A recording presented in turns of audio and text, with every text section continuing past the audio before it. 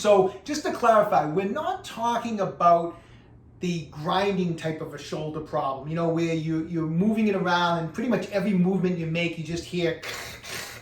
That's more of like a degenerative problem. Usually older athletes, you know, guys like my age, deal with a lot of that grinding sound in the joints because things aren't as smooth as they used to be. Cartilage starts getting a little rough and you get more of just a repetitive grinding sound. We're not talking about that. What we're talking today about is that clicking sound. You know, if you're an athlete where, you know, every time you're doing like a shoulder press, it's click, click at a certain point. It could be up here, it could be down in here, but there's this repetitive, annoying click. It's probably not causing pain, although it can in the long run. It's just annoying. You bench press, you hear it. Usually it's on a pressing motion, either a bench type of movement, chest press, or a shoulder press, and it's just click, click, and it's just annoying, okay? So that's what we're going to talk about today. That's what we're going to try to fix. What is it? What are we dealing with here? Usually, and it could be multiple reasons, but usually what we're dealing with, it has to do with the AC joint, or what's known as the acromioclavicular joint.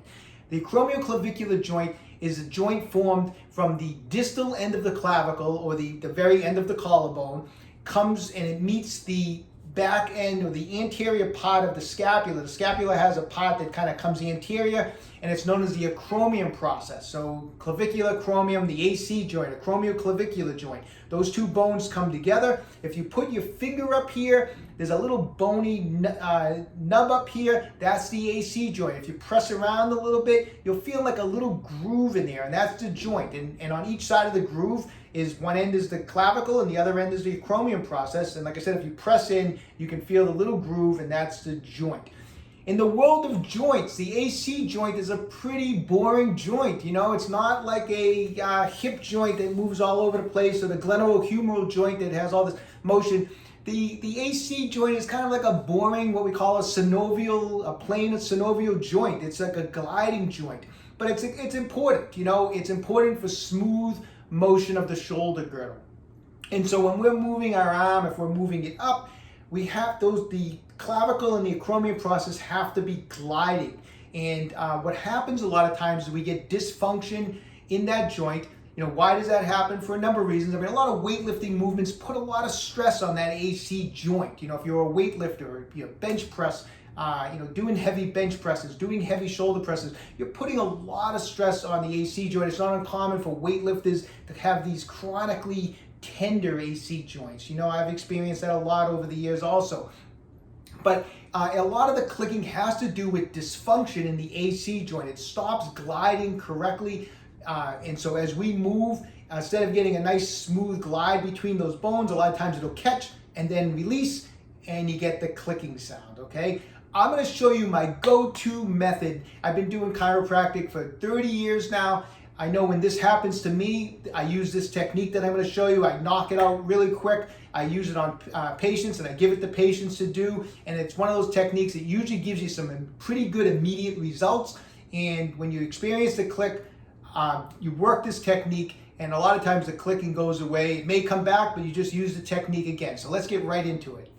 Okay, so here's how we're going to free up that AC joint. As I mentioned before, the end of the clavicle is meeting the acromion process of that scapula, and it's forming that joint. It's not gliding correctly. So the only way we're going to be able to free this up is we're going to have to anchor the clavicle, lock the clavicle in a solid position, and then try to move the scapular and free up the motion of that joint. So how we're going to do that? I'm going to take a spiky massage ball. This is a Tai Chi Max ball from Ocramed Health. Now you might think putting this on my collarbone is going to be uncomfortable. It's actually not. It's much more comfortable than if I was to use a plain round ball. And the reason being is that if you think of my finger as my collarbone, I can actually fit it between some of these spikes. And one is it's going to fit in a nice groove along the ball like that. And the other thing is that the spikes on each side of it kind of anchor in position, and it's not going to move at all. If I was to take this round ball and I drop this right down on my collarbone, the ball itself is pressing on the bone. It's going to be very uncomfortable to use like a lacrosse ball up there. It's much better to use this type of a ball. So just like I said, just like I would put this on my finger, I'm going to put it up on my collarbone here, and I'm going to play around and move it around a little bit till I feel that collarbone is in a nice groove between some spikes, and you can feel it when it goes in. It should be comfortable. It's not going to hurt. I'm not putting the spike down on the ball. I'm just putting the collarbone in between some of these spikes, and it should be comfortable. And then once I have it in position, I'm going to just press down. I'm going to press my hand down on the ball, and I'm not going to let that clavicle move. I'm basically locking that clavicle in position. Once I have that like that, and I have firm pressure down on the clavicle, I'm going to have with my elbow bent at 90 degrees, I'm going to come up with my elbow.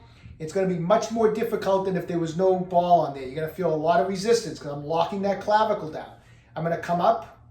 When I get to about here, or as far as I can get, then I'm going to externally rotate the shoulder back like this. Then come back and bring it down. I'm going to do this 10 times. Now, while you're doing this, you might feel a click or a pop, which is absolutely fine. You might find a little bit of kind of grinding as the joint frees up. It can make all sorts of sounds, but that's what we're doing. 10 times, we're going to come up, rotate, come back, and bring it down. Now, that alone, a lot of times, will free up the AC joint. We're forcing motion, and we're getting that joint freed up again. After I do that 10 times, just to make sure that the joint is gliding well, I'll get the ball, I'll take a second, then I'll put the ball back, and then I'll do 10 repetitions this way. I'll bring the elbow up, I'll rotate, and then I'll press straight up as far as I can. It's a little tough because the ball's in the way, but just press up the best you can. Come down, and repeat this 10 times. So you're adding in the press now. Turn up, press up, and come down. It's almost like immediate relief how it frees up that joint. If your shoulder was clicking and you run through a set of 10 this way and then a set of 10 where you're pressing up, it's almost like move it around now, and it's like the whole joint just feels totally freed up. It's awesome. It works great. It frees up the joint. It gets it moving. You know, it may come back. I mean, who knows? You know, you're lifting heavy, you irritate the AC joint again, it locks up. But that's the little drill that I'll do every time I experience it. I'll do that. I'll take a few minutes. Sometimes I'll do it in the middle of my workout. If my workout's going on and it's starting to click, I'll run through that. I'll free it up and I'll finish my workout. Maybe sometimes I have to work on it for a couple days. But generally it frees up fairly quickly with that technique. Definitely give it a try.